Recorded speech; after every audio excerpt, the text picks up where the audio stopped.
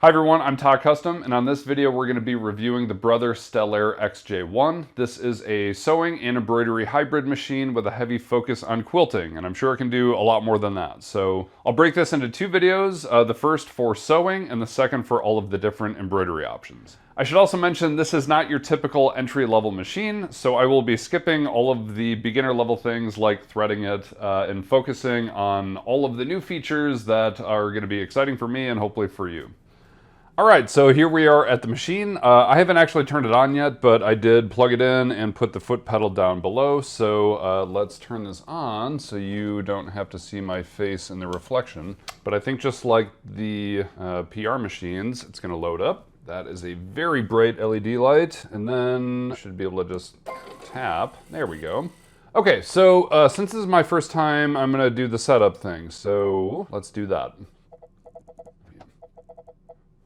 All right, so date and time are set. All right, so the first feature I've never seen in a sewing machine is you can have a clock on your machine that always tells you the date and time, which is great.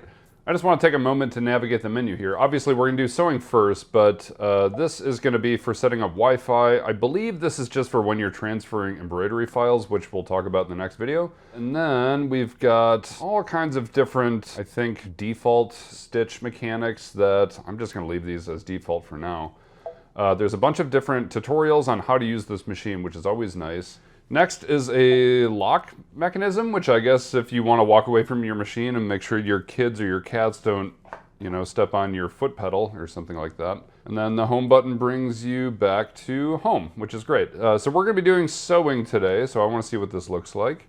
All right, so the first thing I see on the sewing menu is all of the different stitch patterns and lots of other electronically governed things here. So first I can see that there's 36 standard stitches. We've got some single decorative stitches, our triple decorative stitches. We've got our buttonholes, and then I believe some of these are different quilt and binding stitches here. I'm not a quilter, so please don't judge me if I got that wrong. One thing I noticed immediately is it tells us which presser foot we need for which stitch pattern we're doing, which is excellent because we don't have to look in the manual. So for example, if I do one of our buttonhole stitches, it tells me we need to switch to, the buttonhole foot, which is A. So that will save a little bit of time if you change feet a lot. The next thing I notice is there's a horizontal mirror button, which is really cool. I've never seen that on a machine. So if you like a certain pattern, but you don't want to stitch upside down, you can just flip it right there. We've got our single and twin needles right here, which is cool. The little thread button here just changes the color so you can kind of emulate what your stitch is going to look like. I'm just going to use black thread for this demo. Oh my God! You guys will probably make fun of me for not knowing this machine had this feature, but I hit this button and a little menu popped up and I wasn't sure what it did, but then I noticed that a laser showed up over here, which is a laser guided seam allowance, which I've seen these in machines, especially for quilting machines, but I've never used one, so I'm really excited. And I can adjust the seam allowance just by hitting this button here, which is super cool. I've never gotten to do that. And I would imagine I can change this from millimeters to, inches or 5/8 of an inch, stuff like that. So I'll check that out later. Now at the bottom, I see all of the different settings for what I would normally control with a dial on a standard machine, but these are controlled electronically. So stitch width is, like your zigzag, how wide it would be. Stitch length is how long the stitch is. The left-right shift, I'm really happy they have this. I prefer my needle in the middle when I'm sewing, so I would set mine to 3.5. And I've never seen tension managed electronically, so this might be kind of fun to play around with. Before I move on to the rest of the machine, I just wanted to say this screen is terrific. It's really bright, it responds perfectly when I press all the buttons, and I've never used a machine that had a touch screen for all the different settings, so this is really cool for me to see.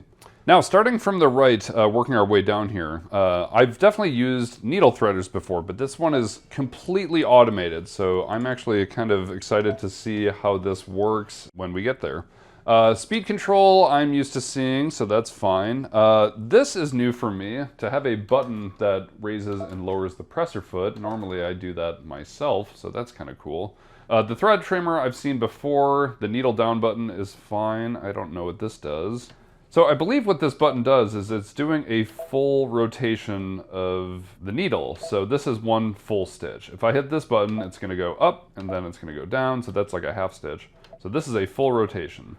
This is what I would hold if I wanted to stitch backwards. And then this is what we're gonna use for like winding the bobbin and starting our embroidery and stuff like that. All right, so now we're gonna look in the top where we would load our thread. I really do like the automotive paint job on top. Oh, and it does have one of these cool hinges where it can't slam shut. It just closes very politely, which is nice. Again, I'm not gonna do a full like tutorial on how to thread a machine because I'm sure you guys know that, but I am gonna thread this and just kind of talk about what I'm observing.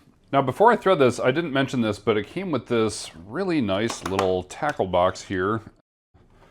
And inside it, there is all of these different presser feet, which is really, really cool and very organized. I don't actually even know what all of these do, but I know what some of them do. Anyway, I needed to get in here because there is a pack of bobbins in the bottom, so I'm gonna grab a bobbin.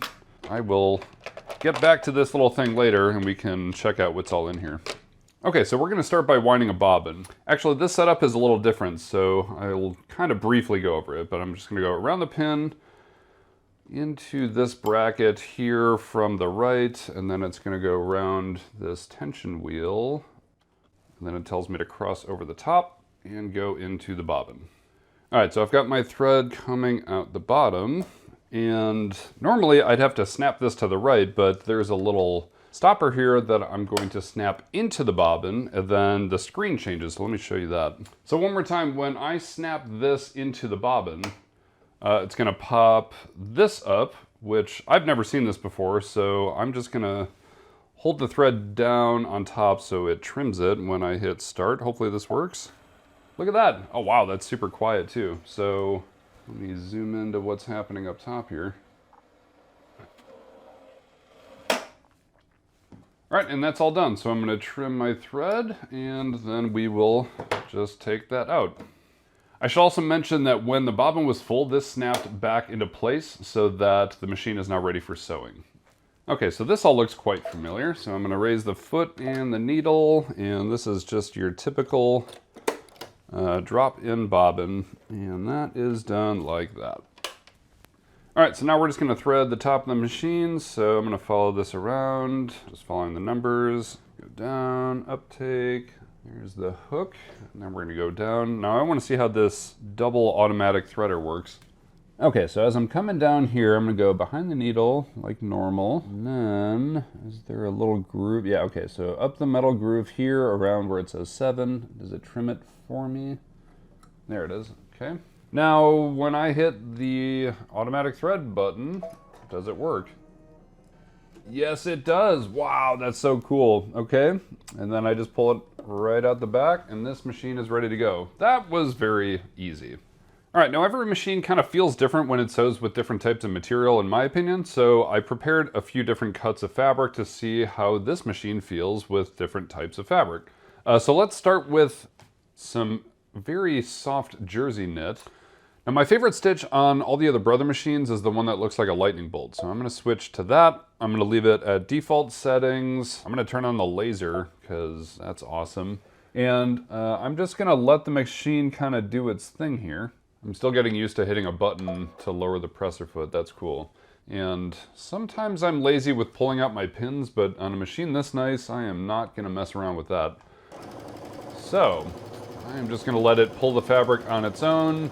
Normally I would kind of assist it a little bit, but I just want to see how this goes. It's really nice to use a machine that has a thread cutter again. I missed that on some of my other machines. So let's see how this looks. All right, so the seam on the outside looks fine, and this did its job. It pulled it through properly, it stretches, and I don't see any tearing, even though I didn't use a ballpoint needle, but it still looks, you know, pretty good. So. All right, so now we're gonna do our woven. So I'm gonna switch from our stretch stitch to just a regular straight stitch, default settings, and see how this goes. So our next fabric is this nursery print flannel with coffee cups on it. So for all the wovens, again, I'm gonna use a straight stitch, and I'm just gonna load this up. Oh yeah, I'm still not used to that. Okay, Pull out my pins, and this one we're actually gonna backstitch. Wow, that's fast. Okay, I wasn't prepared for that. I'm actually gonna turn this down. I normally sew at full speed. Okay, pin and backstitch finish. Wow, that feels really solid. All right, taking a peek, that looks very clean, very happy, and I'm sure it's nice and strong, and it looks clean on the outside. That felt great. I didn't have to pull it. Sometimes with flannels, I have to actually do that. Next up, we've got a Casa bridal fabric. I used this to make Rapunzel dress for a friend of mine's kids. This should more or less be the same, but actually, just for fun, I want to do this on full speed to see what happens, because that was crazy fast. In fact, I'm going to pull out my pins just so I don't accidentally blast through it. The machine's very heavy, so it's not really moving at all. That feels really good. Wow. All right, so that looks very good as well, and it's hard to describe how something feels, but this just feels very proper. It feels like it's doing its job, and there's nothing to worry about. All right, the last fabric I have is this really cool cotton wool denim blend, which I've never seen before, but I've been making messenger bags with it lately, and it's really nice to use. So we're just gonna do the same deal, backstitch, and I'm not gonna do a stress test with this like I did with the heavy duty, because I don't want to mess up such an awesome machine. But I'm sure it could handle a pretty heavy load. But yeah, I'm not gonna try to sew with leather. I think this thing is built more for quilting and apparel and things like that, but maybe I could do upholstery. Anyway, that felt really good. I'm really impressed that the auto tension seems to be doing such a great job. Normally a machine right out of the box, sometimes I have to kind of adjust it a little bit, but right away, I'm getting perfect stitches on both sides right away, so that looks really clean. Let's do a quick top stitch. I'm not gonna press this with an iron. I just wanna see what this would look like if I did kind of a top stitch here. In fact, I'm gonna do my favorite little triple top stitch thing at a 4mm length. This is pretty much how I finish all of the seams on my jeans and lots of other shirts and garments and stuff like that. Wow, that looks really good. I'm very impressed. I didn't serge the insides, obviously, but this feels excellent so far. Yeah, I'm really impressed. That was great. All right, so I think the fabric test went terrific. I don't have any like brocade or silk or anything, otherwise I would try it, but I'm sure it would be able to manage pretty well. These all did great, so now let's look at some of the accessories and see what those do. All right, so here is our little tackle box of all the different presser feet. I'm not gonna try and demonstrate all of these. I do actually want to demonstrate a buttonhole, because this is something I use a lot with apparel, but you know, it's got your typical left-right zipper foot, left-right rolled hem. I do like the end foot. This is where the needle typically sits in the center, which I prefer sewing that way. And this thing, I thought this was the embroidery foot, but I think this is for free motion quilting, because there is a setting for that on the screen here. So I believe that's what that's for. Something else that's cool in here is it's got this adjustable screwdriver, which I always lose mine, so it would be nice to have it in a little box, but I can, you know, take out the bolts on the plate that way or that way, which is nice. And then looking inside, a lot of these items I'm used to seeing when I get a new machine. So you got snips, you've got different, you know, thread stoppers. I think this plate is for embroidery when we get to that. Then there's all the different, you know, lint removers and seam rippers and things like that. So I'm gonna leave that in there for now. All right, now we're just gonna pack that back up, and I do wanna check out the zipper foot quick. Now, if this is like most other Brother machines, I should be able to just press the back and the foot falls out. And we're going to put in our, oh right, how do I do this if it's all automated, right? I just have to line this up and kind of hope that it goes onto it, yeah? Okay, that works. And then I'm gonna go to our different buttonholes and I'll select this one because it looks neat. Now, I imagine most of you know how to do buttonholes, but if you haven't, there's a little lever on almost every machine that comes down and sits between the front stopper and the back stopper of the buttonhole foot. And that tells the machine where to start and stop. So I don't know if this will just do it automated or if I use my foot. So let's put the foot down, and then I'm gonna hit the green button here and see if that does it. Okay, so the start stop button doesn't do it, so I'm gonna put my foot down. Oh. I forgot to set how large the button was going to be, so it did the smallest one possible. Let me try that one more time. Now, if I was smart, I would have done this previously. But again, if you've never done this, the way this works is you open up the back part and you put your button in this little slide and then you close it. And that tells the machine how big the buttonhole needs to be to fit your button.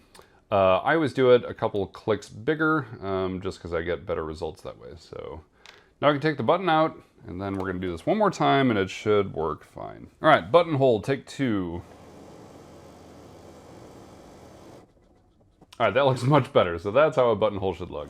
I'm just doing one more with some different settings to make it a little bit tighter. So we're gonna see how that looks.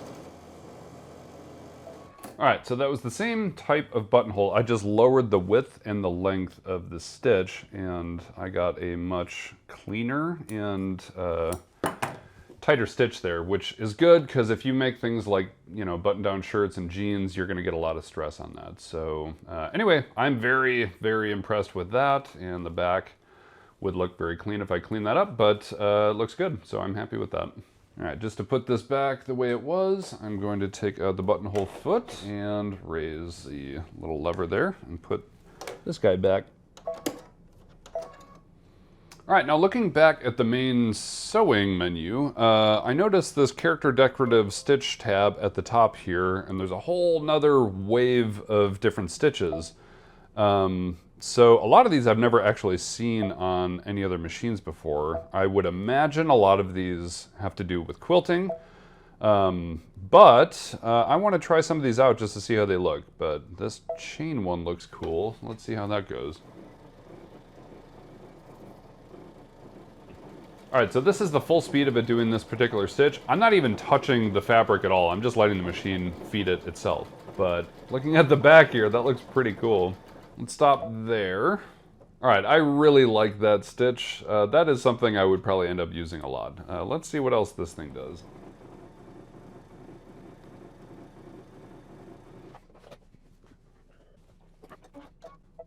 All right, I'm having way too much fun with this machine. So I was just kind of picking ones that I thought would look cool. This one is amazing to me. That's like embroidery quality work right there. And that's just a standard stitch on here, which is super cool, but I would use these all the time.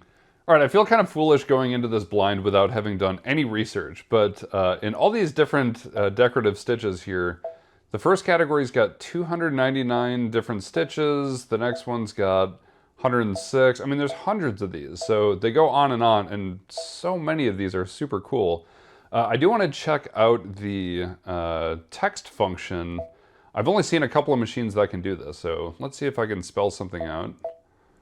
All right, so I just spelled Tock Custom out in the cursive font on here, and I want to see how this looks. So once you type the letters into the machine, you just, you know, load your fabric in like normal and put your foot on the foot pedal, and it just starts going. Something else is this machine is able to shimmy the fabric left and right, which I've never seen any other machine do that, which I believe gives it a much wider range for doing decorative stitches.